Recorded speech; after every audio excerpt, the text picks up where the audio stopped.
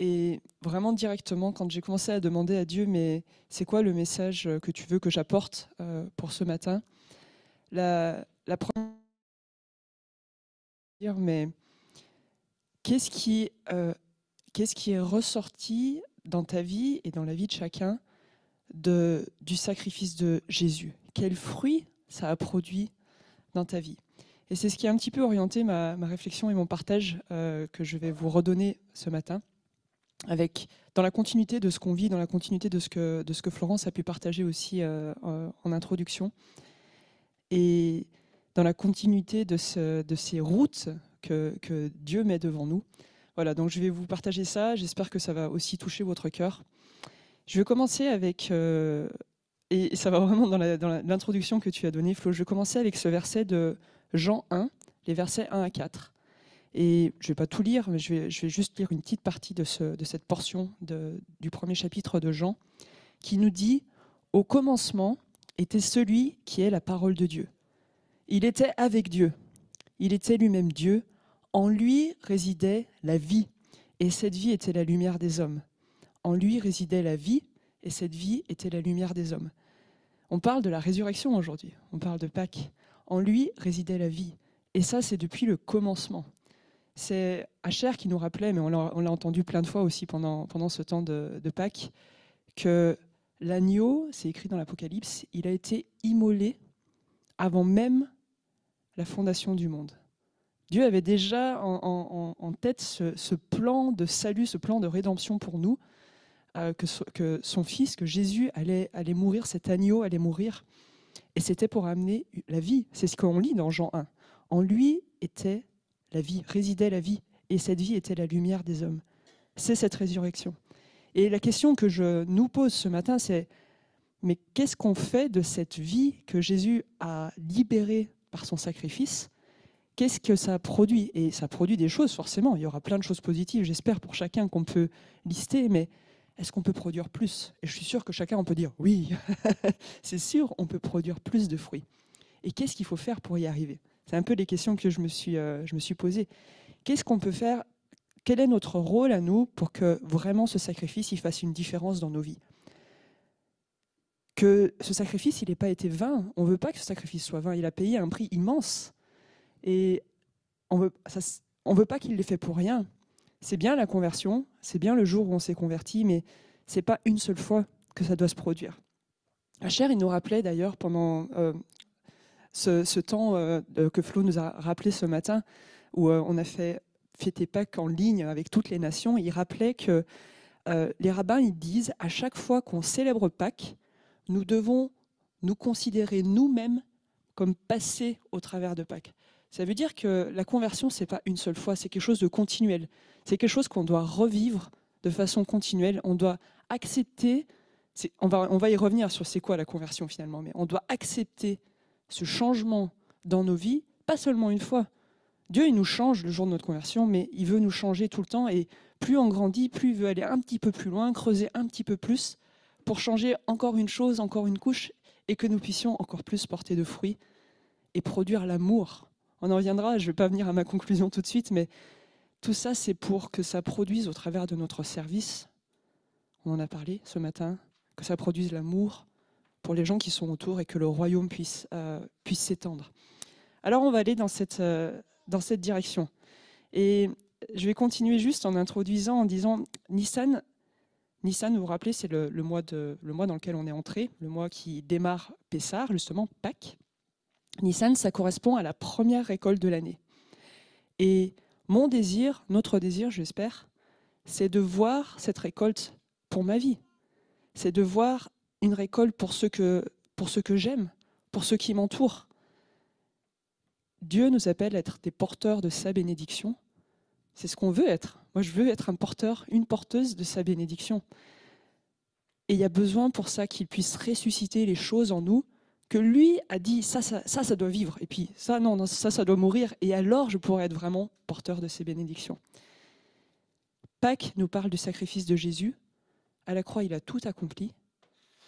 Et si lui, il a accepté de passer par ce sacrifice, alors qu'il n'avait rien fait, nous qui pourtant aurions mérité de mourir, est-ce qu'on est d'accord de faire mourir des choses dans nos vies? C'est la question que je posais ce matin, qui n'est pas forcément une question facile, mais c'est pour quelque chose de tellement meilleur, quelque chose de tellement mieux dans nos vies. Alors, on va avancer sur cette route. Quel changement doit se produire en moi pour que ce sacrifice ne soit pas vain et pour que je porte encore et encore du fruit? Et vous allez dire, oh, il y en a marre de changer. Mais non, mais Jésus, il n'en a pas dit, oh, il y en a marre, je ne veux pas aller à la croix. Alors qu'encore une fois, il avait pas mérité d'y aller. S'il y avait un homme qui n'aurait pas dû aller à la croix, c'est Jésus. Alors comment nous, on pourrait dire, mais non, je ne veux pas mourir, j'en ai marre de mourir? C'est pas possible. On doit mourir pour pouvoir laisser la vie de Jésus se grandir en nous et produire ce qu'elle a à produire en nous.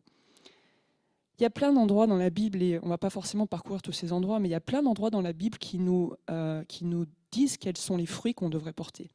Et les premières choses qui me sont venues à l'esprit quand je réfléchissais à ces fruits, c'est la liberté. Ça, c'est, on va dire, pour nos propres vies déjà. La liberté, la guérison, la paix, la joie. En fait, tout ce qui est décrit du fruit de l'esprit dans Galates 5. L'amour, la joie, la paix, la patience, l'amabilité, la bonté, la fidélité, la douceur, la maîtrise de soi. Ça, c'est sur notre caractère. C'est les fruits par rapport à notre caractère. Mais ça peut être aussi plein d'autres choses. Et je nous invite à relire Éphésiens 1, 2, 3, 4, tout ce qu'on a en Jésus. En Jésus, en Jésus, en Jésus. C'est redit je ne sais pas combien de fois dans Éphésiens 1. Réécoutez les enseignements sur YouTube qu'on a fait en début d'année scolaire, en septembre, octobre, novembre, sur ce sujet. En Jésus, il nous a acquis tellement de choses. Tu disais, Florence, on n'a pas besoin d'être propriétaire sur cette terre, mais on est déjà propriétaire de tellement de choses par le sacrifice de Jésus. Mais il faut que ce soit effectif dans nos vies. Il ne faut pas que ce soit juste des mots. Mais je veux que ça produise quelque chose dans ma vie. Pas juste que je le lise dans la Bible et puis... Non, je veux que ça produise quelque chose.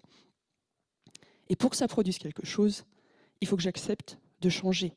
C'est en acceptant de changer de façon continuelle que je vais porter du fruit. Et ce changement, il est nécessaire. Et on ne doit pas désespérer de se dire « Oh, il faut encore changer ». Non. C'est une bonne nouvelle. On doit encore changer. Et parce qu'on va changer, on va porter plus de fruits. C'est une bonne nouvelle. Pourquoi on ne change pas? Petite question comme ça. D'abord, des fois, on ne comprend pas qu'on doit changer. Donc on va dire par ignorance qu'on n'a pas l'impression qu'on doit changer. D'accord? Et parfois même, on n'en ressent même pas le besoin, on ne se rend pas compte qu'il faut le faire. Vous savez, c'est de voir la poutre dans l'œil de quelqu'un, la paille dans l'œil de quelqu'un plutôt que la poutre dans son propre œil. C'est de ne pas réaliser ce qui doit changer dans nos vies. Ou même de dire, ah non, je suis trop, de façon consciente, de mettre de côté en disant, non, je ne veux même pas en parler, je ne veux même pas le voir. Mais à un moment donné, il faut accepter de voir ce qui ne va pas pour que Dieu change les choses. Alors il faut ressentir ce besoin de dire, mais j'ai besoin de toi Jésus, j'ai besoin de changer, j'ai besoin de ton aide. Il y a des choses qui ne vont pas et j'ai besoin de toi. Je pense qu'aujourd'hui l'ignorance, j'espère dans cette salle on l'a pas, on sait qu'on a besoin de changer. Mais ne soyons pas aveugles sur les choses qui doivent changer en nous. Ne nous cachons pas la réalité. Il faut qu'on se dise devant Dieu, qu'on se pose devant lui et qu'on dise, mais Dieu, je veux accepter que tu inspectes ma vie pour que tu puisses pointer du doigt ce qui doit changer, pour qu'après tu puisses bénir la bonne récolte, cette récolte de Nissan. Je veux accepter que tu fasses ça dans ma vie. Est-ce qu'on est d'accord de le faire ce matin? Et donc ça, c'est les deux premiers points. L'ignorance, le fait de ressentir le besoin ou pas, le fait de le vouloir. Parce qu'on peut voir qu'on change, qu'on doit changer, et pour autant ne pas vouloir payer le prix pour ça. Parce que ça a un prix de changer. C'est ce que je disais, c'est pas la partie facile. Cette expression de dire mais tout le monde veut aller au ciel, mais personne ne veut mourir. Or, pour aller au ciel, il faut passer par l'étape mourir. D'accord ? C'est pareil sur notre vie chrétienne. Tout le monde voudrait être le grand prédicateur ou être un grand évangéliste, mais il faut d'abord passer par la case « ma vie n'a pas d'importance ». Et j'accepte de mourir encore à ça et à ça et à ça.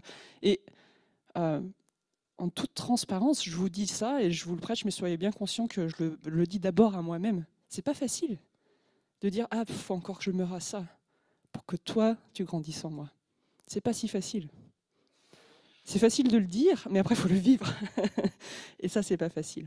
Ensuite, il y a peut-être d'autres choses qui peuvent nous empêcher de changer. Ça nous fait peur, ça peut nous faire peur.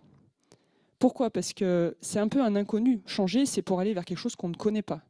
Et ce qu'on ne connaît pas, ça peut être pire. Enfin, dans la pensée de ce monde ou dans ce que le diable voudrait nous faire croire, ça pourrait être pire que la situation dans laquelle on est, qui est peut-être déjà vraiment pas bonne, mais au moins on sait où on en est. Alors il faut avoir ce pas de foi de dire je vais faire confiance à Dieu, que c'est le meilleur. Et ça me rappelle le témoignage que tu nous as partagé dimanche dernier. Alors j'étais pas là, mais je l'ai réécouté après. Aller dans l'inconnu et avoir la foi, une confiance totale en Dieu, que lui a toutes choses en main, que lui connaît le chemin et que c'est un chemin meilleur qu'aujourd'hui. Alors, le changement ne doit pas nous faire peur. Et la dernière chose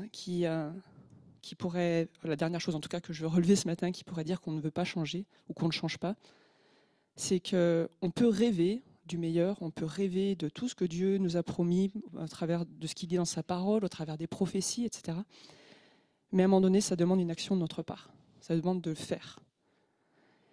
Et ça ne sert à rien de passer notre vie à y réfléchir, à imaginer tout ce que ça pourrait être. Il faut faire et mettre en œuvre des actions. Et pour faire, on a besoin d'approfondir notre écoute de qu'est-ce que Dieu nous demande de faire, parce que faire des œuvres de la chair, ça ne va rien produire. On a besoin de faire ce que Dieu veut qu'on fasse. Donc c'est écouter, entendre, écouter, obéir, agir. Enfin, agir en obéissant ou obéir en agissant. Et là, ça va amener un changement dans nos vies. Il y a là, je parle pour ma propre vie aussi. Il y a des périodes où c'est plus difficile d'entendre Dieu. Et c'était un partage qu'on a eu un mardi soir en communauté aussi, sur Zoom, il n'y a pas longtemps, hein, c'était il y a 10 jours, hein, de dire, mais notre écoute vaut mieux que tous les sacrifices. Et notre écoute, c'est pas si facile que ça. Il y a des périodes, c'est facile. On comprend la direction de Dieu dans toutes les choses. C'est clair, c'est limpide et on ne se pose pas de questions. Puis il y a d'autres périodes où c'est plus compliqué d'entendre la voix de Dieu. Mais pour autant, il faut qu'on persévère à chercher à le comprendre et après à lui obéir. Parce que des fois, Dieu nous a tellement dit des choses souvent, puis en fait, on ne lui a pas obéi, qu'il attend qu'on obéisse à ça avant de passer à l'étape suivante. Et on ne veut pas passer à côté de ce que Dieu nous dit, parce qu'on ne veut pas passer à côté de ces chemins élevés, de ces messilotes que Dieu trace. Et moi, je prie, je m'arrête juste 2 secondes, mais je prie que Dieu ouvre nos oreilles pour qu'on comprenne chacun et en communauté l'étape suivante, les choses qu'on doit faire, qui sont de notre ressort, que Dieu attend de nous. Donc, pour qu'on puisse y obéir et pour qu'on puisse ensuite avancer sur ces chemins. Amen. Voilà. Alors, ça, on a compris, il faut qu'on soit prêt à changer. Et on écoutait un enseignement assez intéressant dimanche dernier avec Xavier. Et c'était un enseignement où il reparlait de cette histoire de l'histoire de Zachée. Et je veux le prendre comme illustration parce que ça m'a parlé justement, j'étais déjà dans cette préparation et ça m'a parlé dans cette préparation parce que l'histoire de Zachée, c'est vraiment une illustration d'un changement de vie qui s'est fait pour lui et qui doit continuer à se faire en permanence dans nos vies. Et on va juste reparcourir les étapes qui l'ont amené à complètement changer de vie parce que ça doit nous parler pour nous-mêmes. Je veux porter le fruit que Dieu a prévu que je porte. Et on ne parle pas de... Souvent, on reprend cette image, mais on ne parle pas juste d'intérêt, de production d'intérêt comme le livret A ou 2%, et encore quand ce n'est pas 0,5%. Hein. On parle bien d'une récolte où quand on sème un grain, la Bible nous dit on en récolte 30, 60 ou même 100. C'est dans Marc au chapitre 4 et au verset 8. Ça, c'est la récolte selon le royaume de Dieu. Ce n'est pas la récolte selon le monde bancaire de ce monde. Ce n'est pas ça. C'est juste immense quand on y réfléchit. Mais Dieu, il veut tellement multiplier la petite chose qu'on peut donner et faire. Et ça va se multiplier si c'est vraiment ce que lui a prévu. Enfin, il a prévu ça, mais si c'est la semence qu'il a prévue au bon endroit et qu'on est à son écoute, c'est la production que ça doit faire, ça doit produire. Et pas que ça me parle de ça. Le sacrifice de Jésus, c'était pour que le plus grand nombre soit sauvé. C'était un homme qui meurt pour que des millions soient sauvés. mais que ces millions, après, produisent encore des millions et produisent du fruit. Et c'est ça la résurrection. C'est tu plantes la semence, elle meurt, mais derrière, il y a une telle vie qui est produite. Moi, je prie que cette vie, elle puisse ressortir de ma vie. Pas pour moi, ça n'a pas beaucoup d'importance, mais pour les autres, qu'il y ait une production de vie, et pas juste 0,5%, mais multiplié par 30, multiplié par 60, multiplié par 100.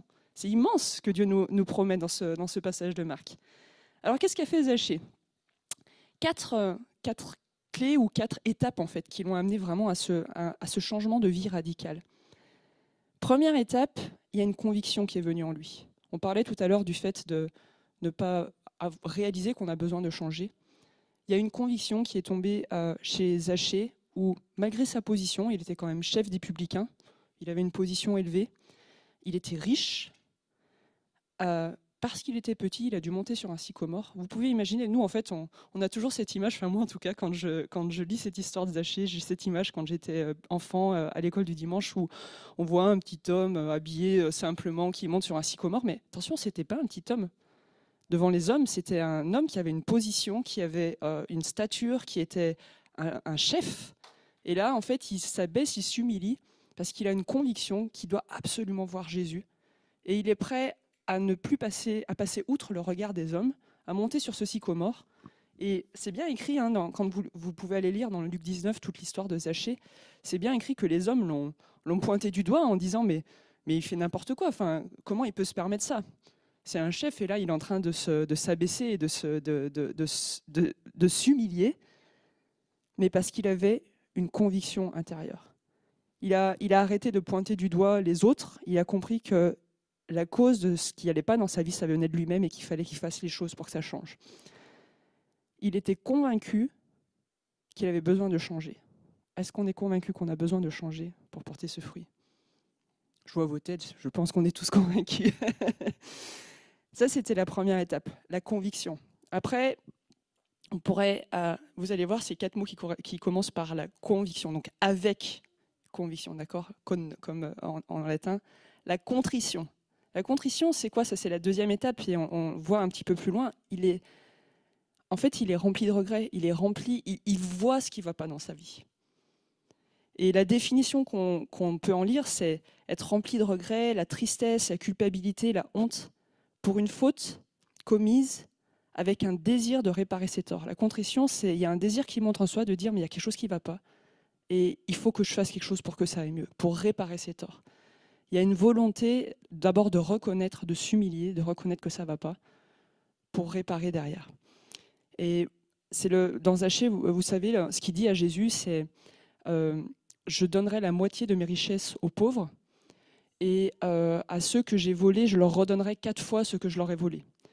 C'était un homme riche. Donc quand il dit je donnerai la moitié de mes richesses aux pauvres, il ne parlait pas de 50 euros. C'était un homme riche. Imaginez aujourd'hui, je ne sais pas, peut-être quelqu'un qui avait un capital de plusieurs centaines de milliers d'euros, il était prêt à donner la moitié de sa fortune pour réparer ses torts.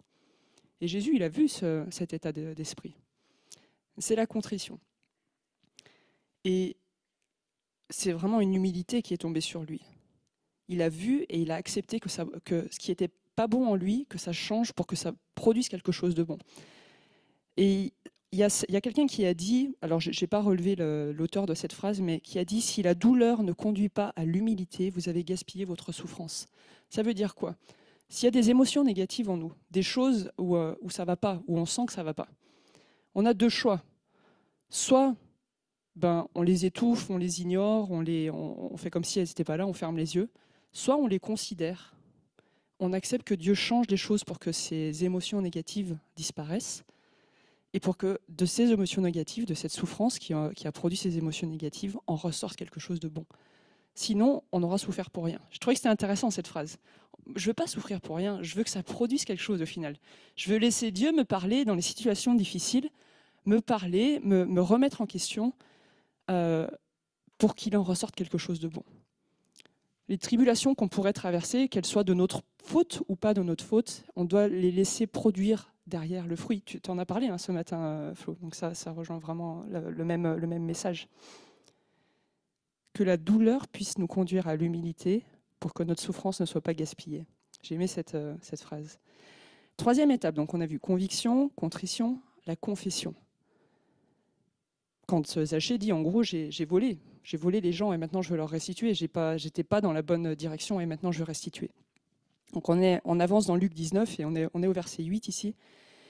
Et ce qui est intéressant de voir dans ce passage, c'est que Jésus, il a rien fait, il n'a pas pointé du doigt, il n'a pas dit « Ah, toi, méchant pécheur, le plus mauvais de tous ». Non, c'est Zachée qui, de lui-même, a reconnu, donc a confessé que sa vie, ça n'allait pas.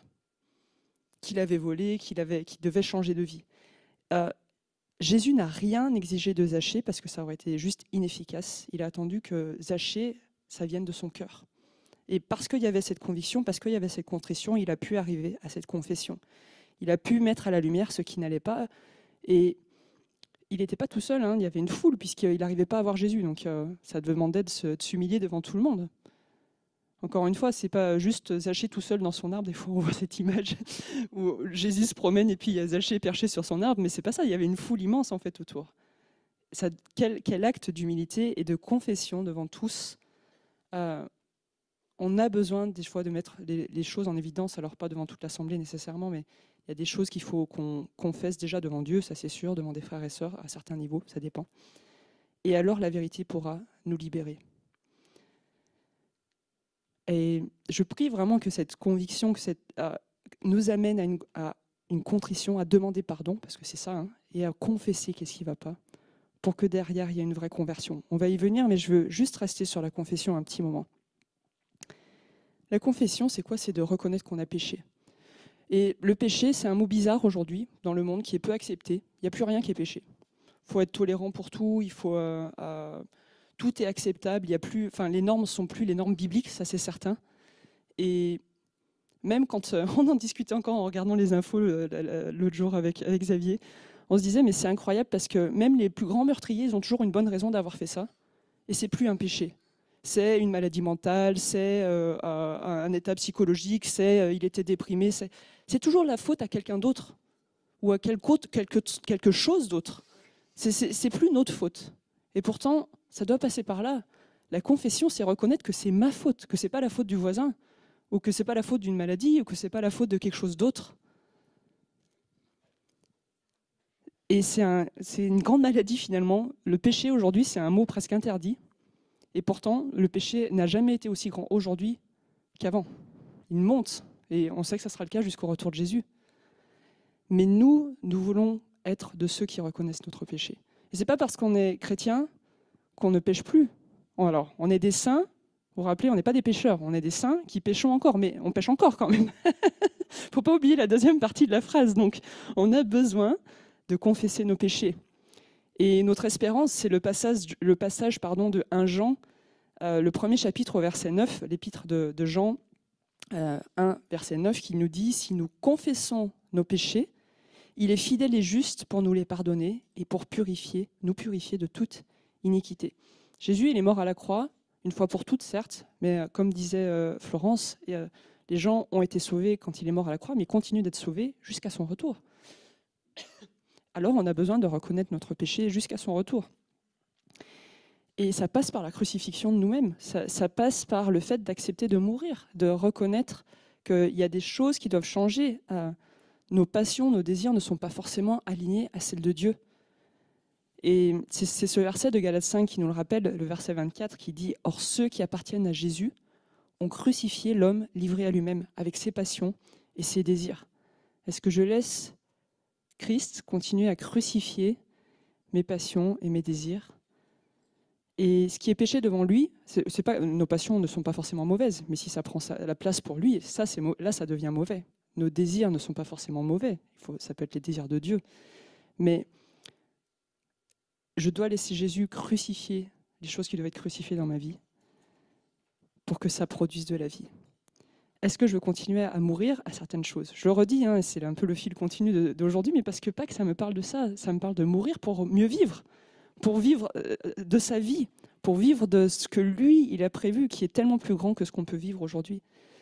Est-ce que je veux le laisser me transformer pour le laisser nous amener sur les chemins qu'il a tracés devant nous? On doit revenir au sacrifice de Jésus. On sait le prix que ça a coûté, non seulement pour Jésus, mais pour son Père, d'abandonner son Fils. Il a vraiment, c'est littéralement, il l'a abandonné à la croix quand il y a ce péché qui est tombé sur lui. Le Père ne pouvait plus le regarder et c'était juste terrible. Il a dû détourner ses yeux. Il s'est senti abandonné. Quand Jésus dit « Mais pourquoi m'as-tu abandonné ?» C'était pas juste un sentiment, c'était une réalité. Ça a été une souffrance pour Dieu le Père, pour Dieu le Fils. Le Saint-Esprit, on peut imaginer aussi. Et est-ce que nous, on veut juste souffrir un petit peu pour que ça ne soit pas vain? Je veux continuer dans le sens de... On doit continuer à changer en lisant, je ne vais pas trop rentrer dans les détails, mais en lisant Hébreux, le chapitre 10. Et si on prend des versets 12 à 39, je ne vais pas lire tout, mais je vous invite à les relire à la maison si vous pouvez prendre 10 minutes, un quart d'heure pour faire ça. Hébreux 10, versets 12 à 39. Moi, j'ai juste relevé des petits passages que je vais vous lire. Et c'est vraiment quelque chose qui doit nous encourager à dire « Ouais, je veux changer ». On le lit ensemble, et puis on verra après, on commentera un petit peu. Donc, Hébreux 10, en commençant au verset 12. « Lui, après avoir souffert un seul sacrifice pour les péchés, s'est assis pour toujours à la droite de Dieu, attendant désormais que ses ennemis soient devenus son marchepied. Car par une seule offrande, il a amené à la perfection pour toujours ceux qui sont sanctifiés. » Est-ce qu'on est sanctifiés? Amen. Il nous amène à la perfection. Il nous a amenés à la perfection. Il faut que ce soit une réalité dans nos vies. Par ce seul sacrifice, il attend que ses ennemis soient devenus son marchepied. Il le veut pour nous aussi. Un peu plus loin, « Voici l'alliance que je ferai avec eux. Après ces jours-là, dit le Seigneur, je mettrai mes lois dans leur cœur et je les écrirai dans leur esprit. » Et il ajoute, « Je ne me souviendrai plus de leurs péchés ni de leur iniquité. » À partir du moment où on confesse ça à Dieu, il ne s'en souvient plus. On a un Dieu tellement aimant, tellement rempli d'amour. Enfin, Dieu n'est pas un père fouettard, mais il attend quand même qu'on reconnaisse ce qui ne va pas pour qu'après ça puisse être effacé. Si on ne le reconnaît pas, ce n'est pas effacé. Un peu plus loin, « Ainsi donc, frères, puisque nous avons, au moyen du sang de Jésus, une libre entrée dans le sanctuaire, par la route nouvelle, ça me parlait par rapport au Messilote, par la route nouvelle et vivante qu'il a inaugurée pour nous au travers du voile, c'est-à-dire de sa chair. Donc, puisqu'on a au moyen de Jésus une entrée libre dans le sanctuaire, approchons-nous avec un cœur sincère, dans la plénitude de la foi, les cœurs purifiés d'une mauvaise conscience et le corps lavé d'une eau pure. Retenons fermement la profession de notre espérance, car celui qui a fait la promesse est fidèle. » Ce Dieu fidèle, c'est immense, sa fidélité. On peut juste pas mettre de mots dessus en vrai. Un peu plus loin, « Car nous connaissons celui qui a dit « À moi la vengeance, à moi la rétribution. » Et encore, le Seigneur jugera son peuple. » On parle de la réalité des choses, hein. Dieu reste un juge. Même pour nous chrétiens, Dieu jugera son peuple. Il ne dit pas « Il jugera ceux qui ne sont pas convertis », il parle de son peuple. C'est une chose terrible que de tomber entre les mains du Dieu vivant. Et un peu plus loin, n'abandonnez donc pas votre assurance à laquelle est attachée une grande rémunération. Car vous avez besoin de persévérance, afin qu'après avoir accompli la volonté de Dieu, vous obteniez ce qui vous est promis. Encore un peu de temps. Celui qui doit venir viendra, et il ne tardera pas. On sait qu'on s'en rapproche de ce temps. À l'époque où cet épître aux Hébreux est écrit, c'était il y a longtemps, mais là on se rapproche de plus en plus du retour de Jésus. Celui qui doit venir viendra et il ne tardera pas. Et mon juste vivra par la foi. Mais s'il se retire, mon âme ne prend pas plaisir en lui. Nous ne sommes pas de ceux qui se retirent pour se perdre, mais de ceux qui ont la foi pour sauver leur âme. Quand j'ai lu cette phrase, j'ai dit « Mais Seigneur, je veux déclarer cette phrase pour ma vie, mais que nous puissions déclarer cette phrase. Nous ne sommes pas de ceux qui se retirent pour se perdre, mais de ceux qui ont la foi pour sauver leur âme. » Et cette phrase, elle me parle tellement par rapport au témoignage que tu as donné dimanche dernier, Solange. C'est quelle persévérance dans les situations compliquées, à continuer à obéir à Dieu, à écouter sa parole, à chercher les vérités dans sa parole, dans la foi, et dans cette omniconscience et dans cette certitude que Dieu est fidèle, quoi qu'il se passe, Dieu est fidèle. Dieu connaît toutes choses et Dieu veut accomplir son plan dans nos vies, même si on ne comprend pas aujourd'hui où est son plan. Quel encouragement d'entendre ce témoignage, parce que c'est des fois, on est juste centré sur ce qui peut se passer dans nos vies, sur ce qui ne va pas, mais Dieu est fidèle. Et si on veut bien le laisser faire, le laisser changer nos vies, si on veut bien accepter de passer par des choses pas faciles, et Dieu sait que c'est ce qui t'est arrivé pour toi, quand tu nous as raconté toute ta vie, si on accepte de passer par là, mais quelle bénédiction derrière et quel fruit derrière va être produit. Moi, je veux vraiment rester là-dedans. Je veux persévérer dans toutes ces choses, dans l'obéissance, dans la prière, dans rechercher les révélations de la parole de Dieu pour changer, avec cette assurance que Dieu va faire toutes choses bonnes et qu'il pourvoira. C'est quoi la dernière étape de Zachée? On a parlé donc de la... Je vais vous dire les bons mots. La conviction, la contrition, la confession, et on arrive à la conversion. Et c'est le verset 9 qui dit, aujourd'hui, c'est Jésus qui s'adresse à Zachée et qui dit, aujourd'hui, le salut est entré dans cette maison. La conversion, c'est un changement complet. Et en fait, c'est le résultat qui provient de ce changement. C'est pas juste je change de religion, ah ben avant j'avais pas de Dieu, maintenant j'ai un Dieu, ou avant j'avais tel Dieu, maintenant j'ai ce nouveau Dieu. Non, c'est quelque chose qui nous transforme complètement. Et c'est C.S. Lewis qui a dit plutôt, si la conversion n'apporte aucune amélioration dans les actions extérieures d'une personne, alors je pense que sa conversion était largement imaginaire. C'est peut-être difficile à entendre cette phrase, mais c'est tellement vrai. La conversion, elle doit apporter un changement. S'il n'y a pas de changement dans nos vies, c'est qu'on doit se reconvertir. Et en fait, la conversion, c'est quelque chose de permanent. Il y a plein de choses qu'on doit convertir et continuer à convertir dans nos vies. Reconnaître que Jésus est mort à la croix pour nous, c'est le point de départ, on est bien d'accord. Qu'il est mort à la croix, qu'il a pardonné nos péchés, ça c'est son sacrifice et on reconnaît pourquoi il a eu ce sacrifice. Mais après, changer et changer et changer encore, c'est accepter de se convertir et de se convertir et de se reconvertir pour que les choses changent et que vraiment on porte du fruit. Nous vivons Pâques de façon continuelle. Je reboucle la boucle avec l'introduction. On revit Pâques de façon continuelle. On doit le faire. On doit accepter de le faire. Devenons ce que Dieu veut que nous soyons. C'est pour une bonne chose. C'est pas, même si le passage n'est pas forcément agréable, la sortie du passage, la sortie du tunnel, ça c'est la chose, vraiment la récompense de voir Dieu agir. Moi j'ai envie de le voir agir.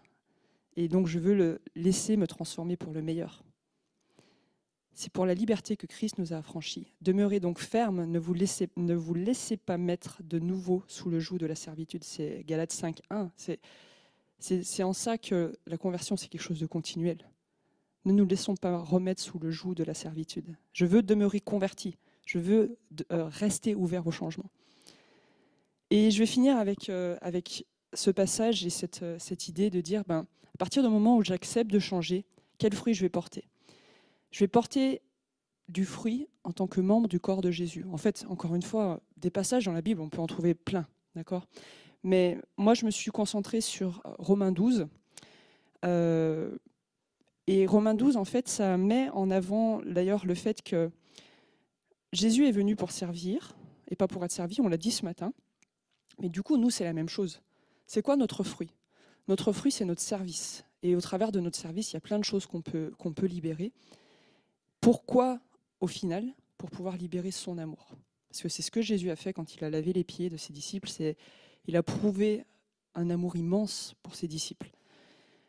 Alors, c'est quoi notre rôle dans le corps dans lequel il nous a placés? Ce corps que nous formons, dont Jésus est la tête. Si on lit Romains 12, on va commencer au verset 4, et encore une fois, je ne vais pas lire l'ensemble, mais vous avez plein de passages à relire chez vous en rentrant, à méditer. Romains 12, versets 4 à 18, et je vais juste lire des portions. Chacun de nous a, dans un seul corps, de nombreux organes. Mais ces organes n'ont pas la même fonction. De même, alors que nous sommes nombreux, nous formons ensemble un seul corps par notre union avec Christ. Et j'allais dire, au travers de son sacrifice, j'ai envie de rajouter. Et nous sommes tous, et chacun pour sa part, membres les uns des autres. Et nous avons des dons de la grâce différents que dans sa bonté, Dieu nous a accordés. C'est pas écrit « certains ont rien ». Non, c'est « nous avons ». Donc ça veut dire « chacun de nous, nous avons des dons de sa grâce » qu'on doit manifester. Alors je passe tout le passage sur les dons de l'esprit parce que ce n'est pas forcément le message pour ce matin. Mais j'arrive un peu plus loin et on peut lire « Ayez donc le mal en horreur ». Donc on revient au fait confesser nos péchés, de devoir changer. Attachez-vous de toutes vos forces au bien, notamment en ce qui concerne l'amour fraternel. Ça vient en premier, vous remarquerez. L'amour fraternel. Soyez pleins d'affection les uns pour les autres. Je prie que cet amour grandisse, que nous soyons pleins d'affection les uns pour les autres. Un amour grandissant qui reflète l'amour de Jésus pour nous. L'estime mutuelle. Soyez les premiers à la manifester. L'ardeur. Ne soyez pas nonchalants. Ça veut dire qu'il faut persévérer. L'esprit. Soyez bouillants. Ne soyons pas froids ni tièdes. Soyons bouillants. Le Seigneur. Soyez de bons serviteurs. On parlait du service. L'espérance. Quelle soit votre joie. Il faut garder cette espérance. Tout ne va pas être beau du jour au lendemain à partir du moment où on accepte de changer, mais que l'espérance des fruits à venir, de son royaume qui s'étend en nous et pour les autres au travers de nous, que cette espérance nous remplisse de joie. L'épreuve, qu'elle vous trouve plein d'endurance. Donc on doit espérer ce qui est devant et on doit traverser en attendant l'épreuve pour arriver à ce qui est devant. La prière, prier avec persévérance et continuer de prier. Les besoins de ceux qui font partie du peuple saint. Soyez solidaires, toujours prêts à pratiquer l'hospitalité, que ça puisse grandir en nous aussi. Demandez à Dieu de faire du bien à ceux qui vous persécutent. Pas toujours facile. Partagez la joie de ceux qui sont dans la joie, les larmes de ceux qui pleurent. Et un peu plus loin, autant que possible et dans la mesure du possible, vivez en paix avec tous les hommes. La paix doit être vraiment un fruit de notre caractère. Si l'Esprit agit en nous et si nous acceptons de changer, il y a une paix qui doit déborder de nous et pour les autres autour de nous. Je ne sais pas si vous avez déjà eu ces occasions, mais moi j'ai déjà eu ces occasions au travail où des fois des gens ils me disent mais toi tu restes tranquille, ça doit déborder sur les autres. Même quand les situations sont compliquées, nous sommes une source de paix pour les autres. C'est ce qui est écrit ici, hein. Vivez en paix avec tous les hommes. On doit faire la paix avec Dieu, on doit faire la paix avec nous-mêmes, la paix avec les autres et maintenir cette paix.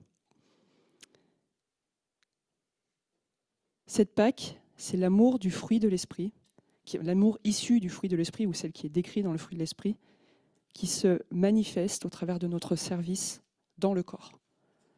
Et service, vous avez vu, hein, ça peut passer par plein de choses. Ce n'est pas une liste exhaustive qu'on vient de lire, c'est juste la liste de Romains 12, mais il y a plein d'autres choses que Dieu peut nous appeler à faire. Et ces choses, on les fera comme il faut si on est d'abord passé nous-mêmes par le fait de changer, d'accepter de changer. Nous devons arriver à cet amour de Yeshua pour ce monde dans l'esprit du sacrifice, donc de nous laisser mourir, et du sacrificateur, de ramener après la vie qui ressort de cette mort, de l'amener et de la donner pour le monde. Le sacrificateur, entre autres, c'était quoi son rôle? C'était d'ouvrir l'accès aux hommes, d'ouvrir l'accès à Dieu. C'était celui qui faisait le lien finalement. Et je prie que nous soyons ces gens qui créent le point d'accès pour ce monde.